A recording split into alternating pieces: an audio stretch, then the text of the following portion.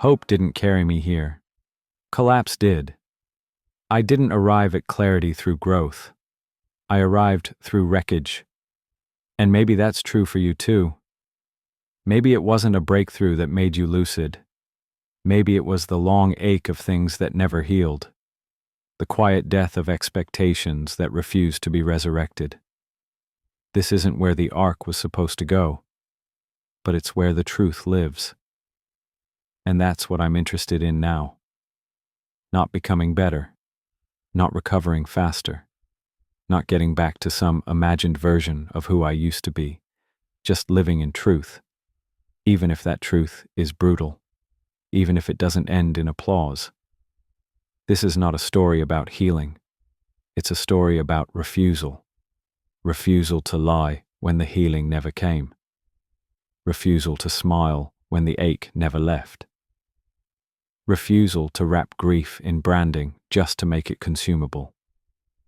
This is what happens when you stop trying to earn your dignity by resolving your pain. It's what happens when the tools stop working, and the slogans stop helping, and the people around you start looking at you like you're a problem they can't solve. You become something terrifying to the culture. A person who is no longer waiting for the arc. We live inside a mythology of transformation.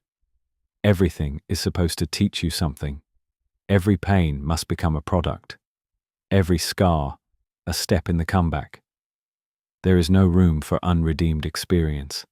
No space for stories that don't resolve. But what if you're not healing? What if you're just living, honestly? What if your suffering isn't content?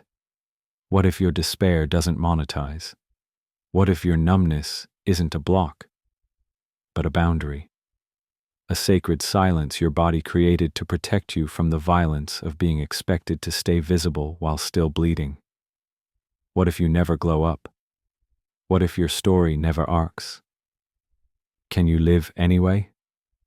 Can you walk through the world with unmarketable pain and still believe your life is sacred? Can you stop looking for applause and still tell the truth? Because here's what I've found. Clarity doesn't feel like relief. It feels like grief. It feels like sitting inside a fire you can't put out and deciding not to lie about the heat. It feels like saying, I'm not okay, I'm not healing, and I'm not pretending this is part of the plan anymore. That's not weakness. That's lucidity.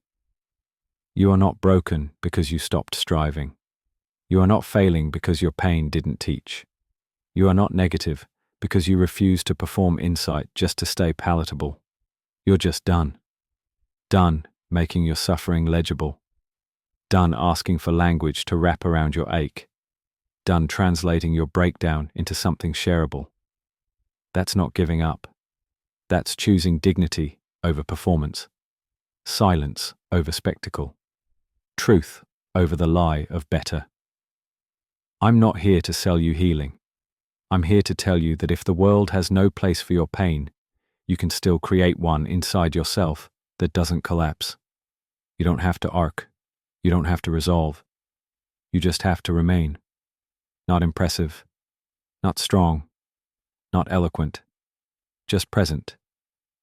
And if you're still here, still breathing, still holding shape without applause, then you've already survived what most people need to perform just to be believed. That's not failure. That's sovereignty.